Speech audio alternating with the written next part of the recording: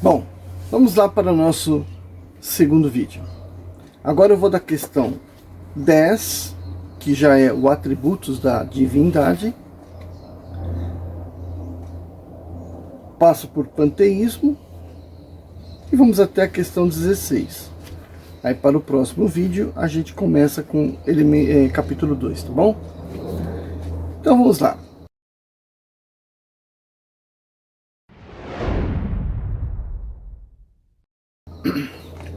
Questão número 10. Kardec pergunta: o homem pode compreender a natureza íntima de Deus? A resposta é não. É um sentido que lhe falta. Questão 11. Um dia será dado ao homem compreender o mistério da divindade? E a resposta é: quando seu espírito não estiver mais obscurecido pela matéria e pela sua perfeição, estiver próximo dele, então ele o verá e compreenderá. Interpretação de Kardec. A inferioridade das faculdades do homem não lhe permite compreender a natureza íntima de Deus. Na infância da humanidade, o homem o confunde frequentemente com a criatura, da qual lhe atribui as imperfeições. Mas, à medida que o senso moral se desenvolve nele, seu pensamento penetra melhor o fundo das coisas, e dele faz uma ideia mais justa, mais conforme a sã razão, embora sempre incompleta. Então aí, por mais que a gente possa querer conhecer Deus, né, entender Deus, por mais que a gente tenha essa aflição, nosso espírito ainda não está desenvolvido o suficiente para entender isso. Então, para que a gente possa entender isso, a gente tem que transcender, sair da dependência que nós temos ainda da matéria. Questão número 12. Se não podemos compreender a natureza íntima de Deus, podemos ter uma ideia de algumas de suas perfeições? E a resposta é sim, de algumas. O homem as compreende melhor à medida que se eleva acima da matéria. Ele as entrevê pelo pensamento. Então, aquilo que eu comentei, né? 13ª. Quando dizemos que Deus é eterno, infinito, imutável, imaterial, único, todo-poderoso, soberanamente justo e bom, não temos uma ideia completa dos seus atributos? E aí a resposta do Espírito: do vosso ponto de vista, sim, porque credes tudo abraçar, né, com essas perguntas. Mas sabei bem que há coisas acima da inteligência do homem, mais inteligente, para os quais vossa linguagem, limitada às vossas ideias e às vossas sensações, não tem expressão adequada. A razão vos diz, com efeito, que Deus deve ter essas perfeições no supremo grau. Porque se o tivesse uma só de menos, não fosse de um grau infinito, ele não seria superior a tudo. Por conseguinte, não seria Deus. Por estar acima de todas as coisas, Deus não deve suportar nenhuma vicissitude e não ter nenhuma das imperfeições que a imaginação do homem pode conceder. Então a resposta na interpretação de Kardec é: Deus é eterno. Se ele tivesse tido um começo, teria sido do nada, ou teria sido criado ele mesmo por um ser anterior. É assim que, degrau em degrau, remontamos ao infinito e à eternidade. Ele é imortal, não, ele é imutável. Se estivesse sujeito a mudanças, as leis que o regem o universo não teriam nenhuma estabilidade. Ele é imaterial, quer dizer, sua natureza difere de tudo que chamamos matéria. De outro modo, ele não seria imutável, porque estaria sujeito a transformações da matéria. Ele é único. Se houvesse vários deuses, não haveria unidade de vistas, nem unidade de poder no ordenamento do universo. Ele é todo-poderoso porque é único. Se não tivesse o soberano poder, haveria alguma coisa mais poderosa, ou tão poderosa quanto ele. Não teria feito todas as coisas, e as que não tivessem feito seriam obras de outro Deus. É soberanamente justo e bom. A sabedoria providencial das leis divinas se revela nas menores coisas, como nas maiores. E essa sabedoria não permite duvidar da sua justiça, nem da sua bondade. Então aqui Kardec está explicando, né, aquilo que ele colocou na pergunta. O que ele quer dizer com imutável, imaterial, único, todo-poderoso e soberanamente justo e bom. E a resposta que o Espírito está dando é que todas essas interpretações que nós estamos pondo aqui, né, Kardec está pondo aqui, não abrange em maneira nenhuma a infinita existência de Deus.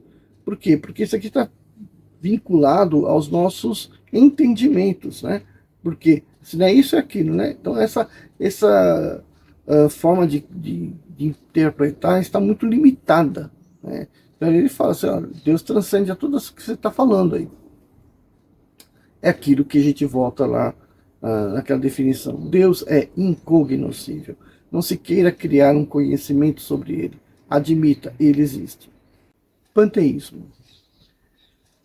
Questão número 14. Deus é um ser distinto ou seria, segundo a opinião de alguns, o resultante de todas as forças e de todas as inteligências do universo reunidas? E aí o Espírito responde. Se for assim, Deus não seria porque seria o efeito e não a causa. Ele não poderia ser, ao mesmo tempo, uma coisa e outra. Deus existe. Não o podeis dividir. É o essencial. Crede-me, não vades além. Não vos percais no labirinto de onde não podereis sair. Isso não vos tornaria melhores, mas talvez um pouco mais orgulhosos, porque acreditaríeis saber o que na realidade nada saberíeis. Deixai, pois, de lado todos os sistemas, tendes muitas coisas que vos tocam mais diretamente, a começar por vós mesmos. Estudai as vossas próprias imperfeições, a fim de vos desembaraçai delas. Isso vos será mais útil do que querer penetrar o que é impenetrável. Então, mais uma vez, a gente toca naquele assunto, né? Ele é incognoscível. Devemos parar de questionar a sua natureza, o que ele acha, o que ele quer, se ele vai vir ajudar, se ele não vai vir ajudar. Não, você tem que se preocupar com as suas imperfeições, ou seja, você tem que se melhorar, né? Que é o propósito dessa leitura, né? Você possa se melhorar a fim de subir na sua espiritualidade. Tá bom? E aí ele pergunta a 15ª questão. Que pensar da opinião segundo a qual todos os corpos da natureza, todos os seres, todos os globos do universo seriam partes da divindade e construiriam pelo seu conjunto a própria divindade, ou seja, da doutrina panteísta? Aí o Espírito responde. O homem, não podendo se fazer Deus, quer ao menos ser uma parte dele. Isso é interessante, né? Toda essa questão da criação do panteísmo nada mais é que a revelação de que nós sempre desejamos fazer parte da natureza, da divindade, né? Isso é muito verdadeiro. Vamos à questão 16. Aqueles que professam esta doutrina, no caso o panteísmo, né, pretendem nela encontrar a demonstração de alguns atributos de Deus. Os mundos, sendo infinitos, Deus é, por isso mesmo, infinito. O vazio ou nada, não estando em nenhuma parte, Deus está por toda parte. Deus, estando por toda parte, uma vez que tudo é parte integrante de Deus, ele dá a todos os fenômenos da natureza uma razão de ser inteligente, que se pode opor a esse raciocínio. Então o Espírito responde: a razão. Refleti maduramente e não vos será difícil reconhecer o absurdo. O Kardec ele vai destrinchar essa resposta. Esta doutrina, o panteísmo, faz de Deus um ser material, que, embora dotado de uma inteligência suprema, seria em grande o que somos em pequeno. Ora, a matéria transformando-se sem cessar, se o fosse assim, Deus não teria nenhuma estabilidade e estaria sujeito a todas as vicissitudes e todas as necessidades, mesmo da humanidade. Faltar-lhe-ia um dos atributos essenciais da divindade, que é a imutabilidade.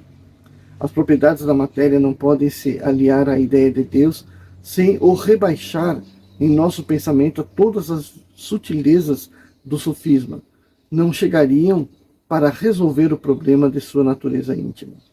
Não sabemos tudo o que ele é, mas sabemos o que ele não pode deixar de ser.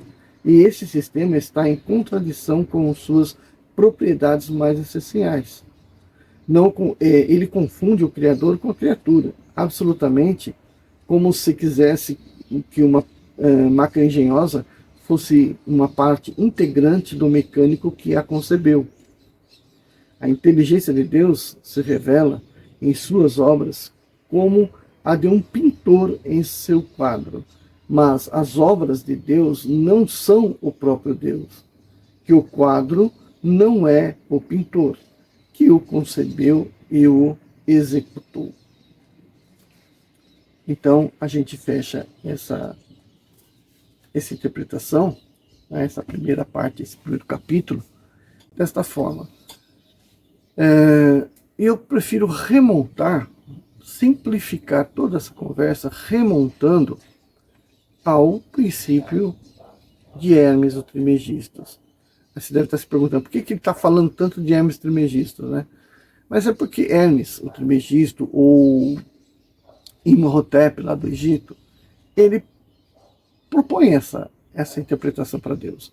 Deus é tudo, ele é o todo, está em tudo, e ele é incognoscível. O que quer dizer isso? Não fica querendo criar conhecimentos, até porque o ferramental que nós temos para querer descobrir, entender Deus, é um ferramental muito primitivo.